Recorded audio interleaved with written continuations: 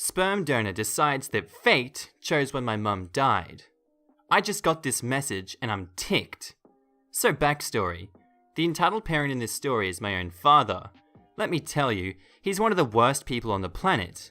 His crimes include murder of my pet rabbit when I was 7, abuse of me and my mum, separately so she didn't find out, theft, before and after my mum and he separated, attempted kidnapping of me, just after she separated from him, and drugging and abuse of my mum. So, really bad guy, right? Thankfully my mum kicked him out when I was 11 when he mistakenly hit me when she was still home. After that, I had to have meetings with him until I was 15. She had full custody, but I wasn't allowed to choose not to see him until I turned 15. I'm not sure why. He used these meetings to attempt to gain pity points, saying that my mum was an evil bitch, who was brainwashing me to hate him, which was not true in the least. He also kept not showing up for meetings so he could have dates with women from his drug addiction group. He was addicted to crack. This is the excuse as to why he stole. And if he gave me anything, it was always used as leverage against me. This situation messed me up so badly that I developed PTSD and an eating order where I'd binge eat. I still have major issues with trusting men. I've barely dated. Anyway, onto the situation. My mum died of complications from getting a dialysis put in to drain off excess fluid after a week in a coma from Lyme disease. This was on November 30, which is his birthday. I got a message from his sister, which passed on a message from him.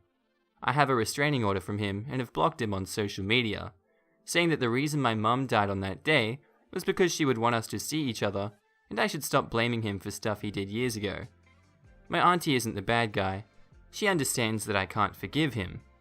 I don't understand how a person can be that messed up mentally to attempt to emotionally manipulate using the death of their mother.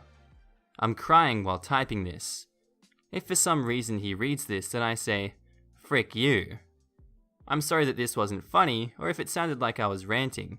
I just needed to get it off my chest. Edit, thank you for all the love. I don't know where he lives and don't want to know. I asked my auntie to tell me if he tried to talk trash about my mom or me, so not her fault. And I'm 26, so no worries about me living with him. Update, he just contacted me directly through my old email. I connected my old one to my current one, so I wouldn't miss anything sent to me. I obviously called non-emergency police with the full story. I'm home and slightly wigged out. Our next story was posted by user NatMass97, titled, "Can't you just get the color out of your hair?" Okay, so this happened today, like an hour or so ago. A bit of preamble, I'm a trans girl, just got to my family's house to visit for Easter. I rode my motorbike down, pretty deep purple hair. I pulled into a non-brand specific supermarket around the corner from my family's place to pick up an energy drink. And as I got off my bike and removed my helmet, I could see out of the corner of my eye this little girl, by the trolley return, pointing at me and generally going nuts.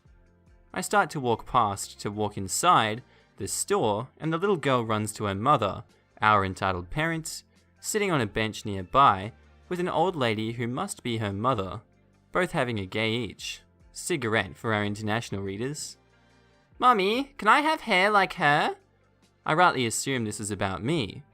"No, little girl, that's not a girl." The old lady grunts in approval. I ignore and move in and grab my sweet taurine juice.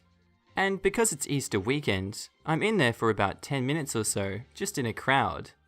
As I walk back out, the family is still outside, with a lot more smoke smoked. "But why can't I have pretty hair?" She sounds like she's been doing this non-stop. "Because I said so, now shut up before I bloody clip ya." I start to walk past as the entitled parent waves to catch my attention. "Hey mate, why have you got to have hair like that for?" "Oh, because I want it?" "No, but like, why like that? No man I know has a color like that. Can't you just take it out?" "Well, I'm not a man, so there's that much. And not without constantly washing my hair for like a couple of days." "No, I mean like now. Can you get it out now?" I knew the education in my area was lacking, but dang. Look, I just wanted to grab a drink and get going. Let's just leave it. I turned to walk back to my bike and put my helmet back on. Fine then, you little gay. Go be a crap somewhere else. The old lady grunts in a way that I guess must have been a laugh. The little girl was quiet through all this, just looking between the two of us as she cuddles into her mother. I just had enough, but I didn't want her to feel like she came out on top, so I turn around, still a bit away from them, and reach a hand into my jacket pocket. Oh right, yeah, I'm sorry. Here, have this apology. Pull out my hand and flip them both the bird, smiling and waving my other hand to present my apology. After a second of silence and slack-jawed looks from the pair, I turn and go back to my bike and start to make my way off, as in the background I hear the entitled parent hurling abuse my way about different stuff. Not as fantastical or karma-filled as some of the other stories on this sub, but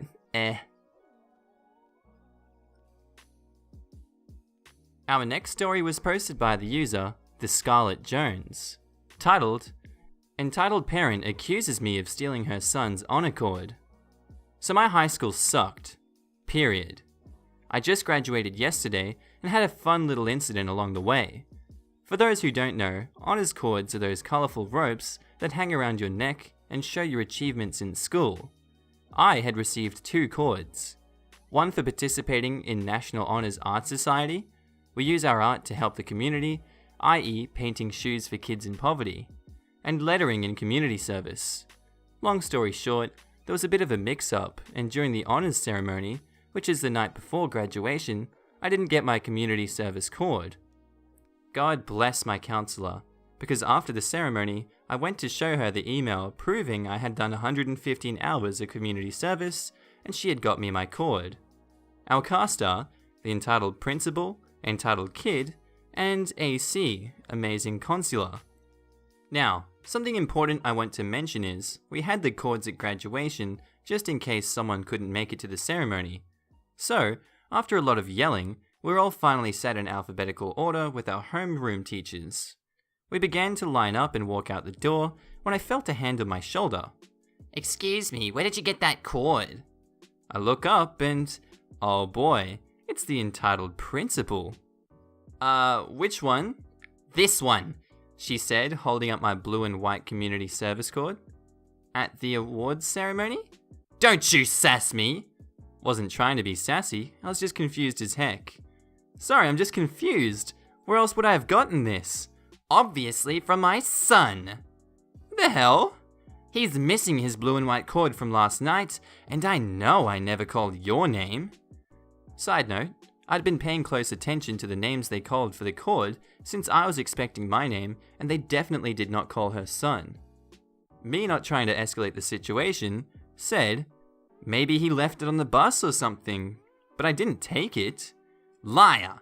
You sat next to me and I didn't see you wearing a cord. You probably stole the other one too.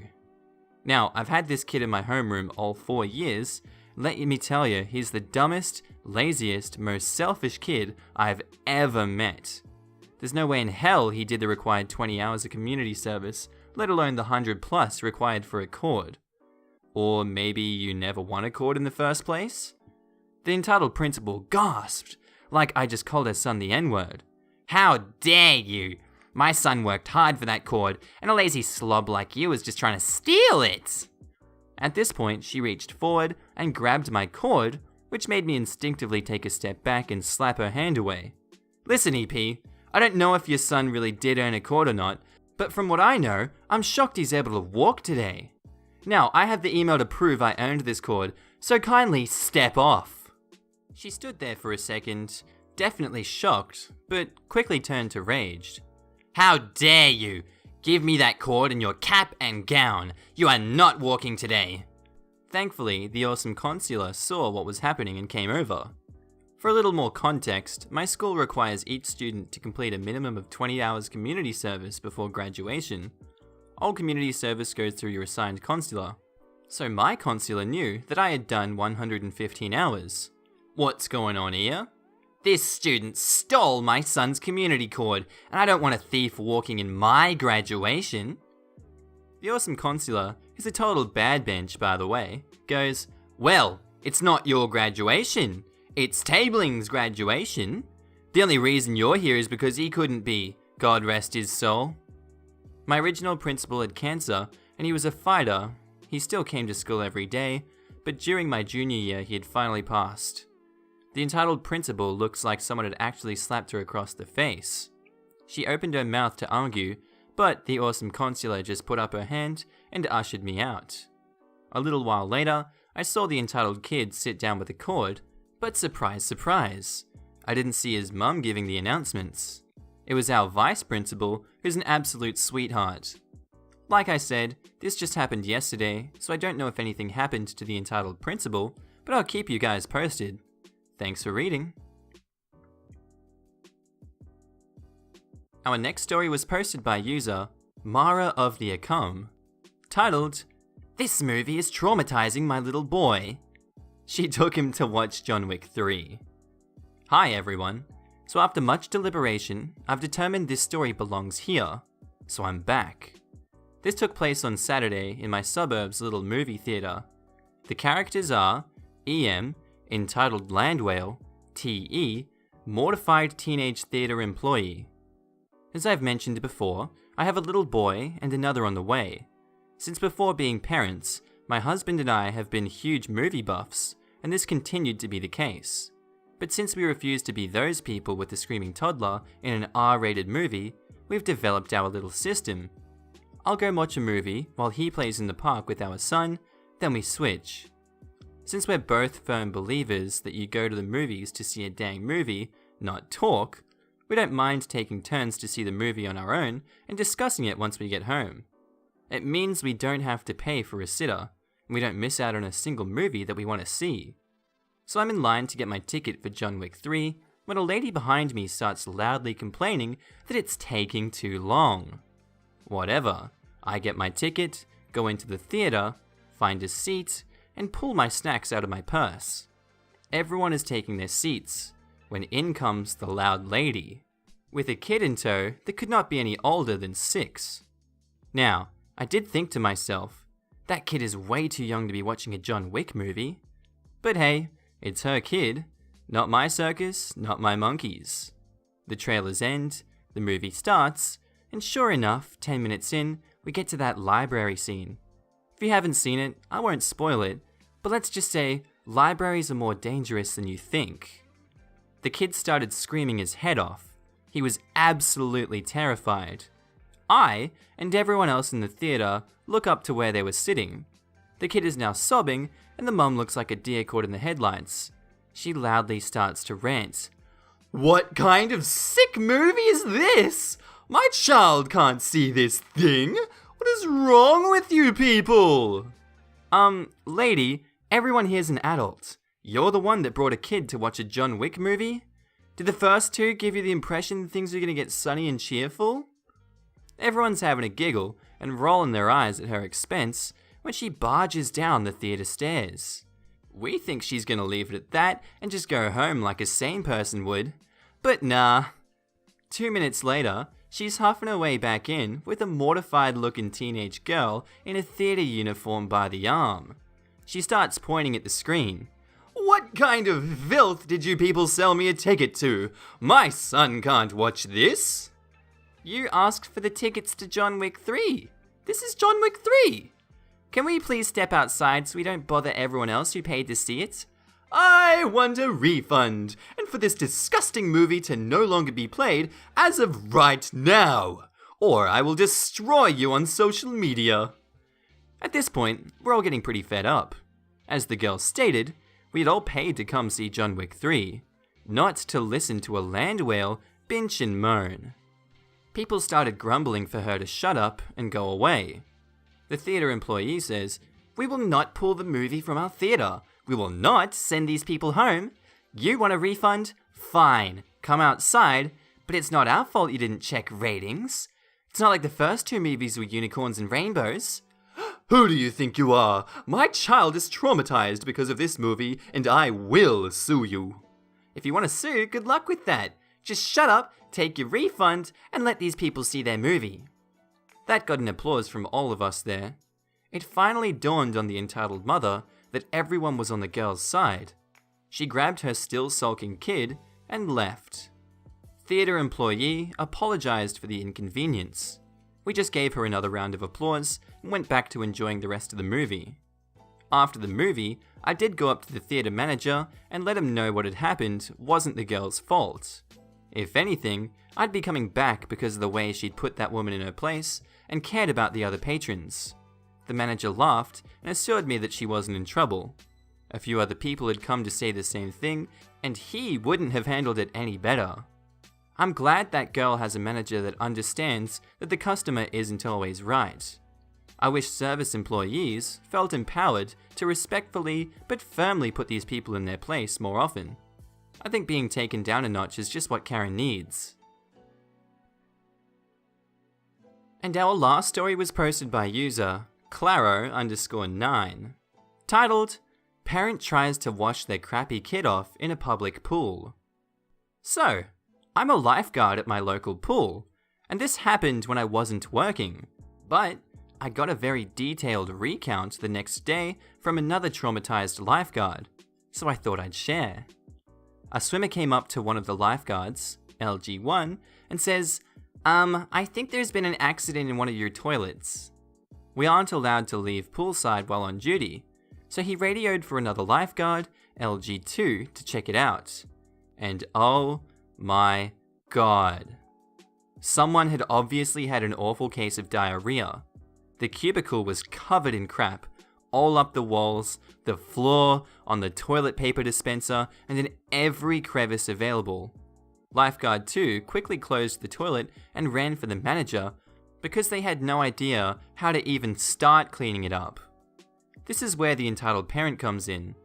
Lifeguard 1 was watching the pool as he noticed a lady and her kid, maybe 6, walking on the poolside. The most important detail to note here is that the kid has crap dripping down his legs. The conversation went as follows. Excuse me ma'am, your son can't come in the pool like that. Oh, no, don't worry, I just need to wash him off, then we'll be leaving. What? I'm just gonna dunk him in, you know? Just get the worst off before he changes. No, you are not! You can use the showers for that. Oh, but this will be so much quicker, and we're here. Plus the showers are gross. They're not. They get cleaned at least twice a day. Pool rules say that if you have diarrhea, you're not allowed to swim. And have you any idea how unsanitary that is? He'd only be in there for a few seconds. What's the big deal? My son isn't going to get anyone sick. At this point, they argued back and forth. All the while, the kid was dripping crap on the floor and looking like death. After a while, the manager had noticed what was happening and came over. The situation was explained, and the entitled mother tried to plead her case to him. So you see, I should be allowed to wash him here. It's communal water. The manager, in a voice that sounded like he was completely over stupid people, today said, "No, leave the pool or I'll be forced to ban you." At this point, the lady finally got the message and left. I guess it just sounded more important coming from a grown man rather than a teenage lifeguard. However, in the end, it wasn't really a win for the lifeguards because they had to clean it all up. One of them even threw up because of the smell as well. And by the time she left, another toilet mysteriously had another crap on the floor. But whatever, they hadn't come back again. Is that baby like a diarrhea machine? What's going on there? How could it produce that much? Did she crap on the floor? Ew, nasty! Anyway guys, I hope you enjoyed that episode. Tell me what you think of it in the comments below.